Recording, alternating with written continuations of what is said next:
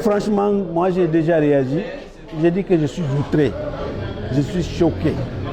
Parce que même si c'est un criminel, on n'a pas besoin de le traîner à terre. Il y en a qui se réjouissent, non, ils ont fait ceci, ils ont fait cela. La liberté d'expression ne veut pas dire que les gens ne peuvent pas parler avec passion. Mais s'ils ont fait du mal, on les convoque.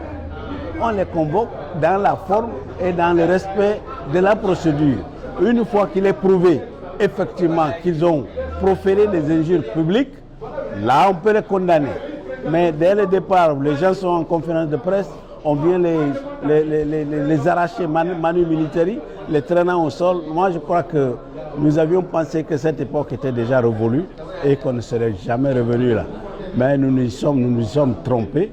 Et nous pensons que le CNRD va prendre la mesure. Parce que ce n'est pas comme ça. Même dans les autres pays, ce n'est pas comme ça qu'on traite les simples. Dans un pays où on veut respecter, en tout cas, la démocratie. La démocratie, c'est la contradiction. On peut parler passionnément, on peut ne pas être d'accord, mais cela ne veut pas dire que je vais justement vous agresser et que vous allez m'agresser. C'est ça la force de la démocratie, la contradiction. Est-ce que ça peut avoir un impact sur le dialogue? Mais bien sûr, ça fait, disons, réfléchir beaucoup de gens. On ne peut pas parler de cadre de dialogue inclusif quand d'un côté, on autorise justement, parce que c'est une autorisation, les forces de l'ordre comment on appelle, à sévir de cette façon. Ça peut avoir un impact. Parce que moi d'abord, j'avais dit que, en tout cas, c'est la première crise de son Excellence Yahi Boni.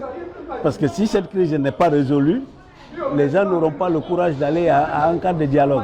Qui sait si on peut venir vous ramasser dans un cadre de dialogue. Et c'est possible. Donc il faut que cette crise soit résolue pour mettre les gens en confiance. Bon, je ne dirais pas que la Guinée n'a pas été sanctionnée. Vous savez, comme je l'ai dit, la CEDEAO est en train de jouer au bon maître. Disons, encourager les bons élèves, peut-être même féliciter les bons élèves, et aussi garder à l'œil ceux qui ne sont pas en train de fournir des efforts. Nous pensons que la CEDEAO a en fait bien agi en n'imposant pas de sanctions à l'heure actuelle. Vous savez, les sanctions qui ont été prises contre le Mali n'ont affecté pratiquement que la population. Alors, dans ce cadre, la population est en train de souffrir. Et cela fait, disons, crier pratiquement toute la région ouest africaine. Alors, dans ces conditions, imposer encore d'autres sanctions serait vu comme un manque, franchement, d'apathie de la part de la CEDEAO.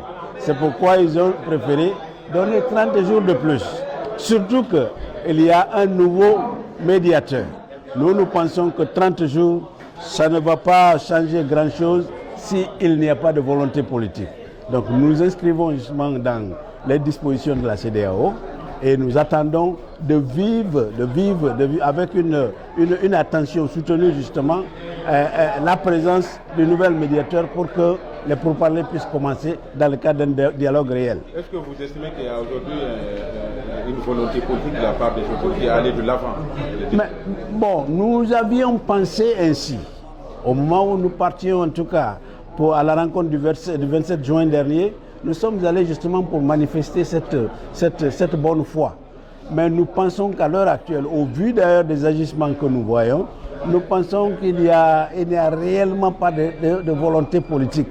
Surtout qu'il semble y avoir une sorte de contradiction entre les positions. Quand vous prenez un ministre par rapport à un premier ministre, on sent toujours qu'il y a des choses qui ne clochent pas.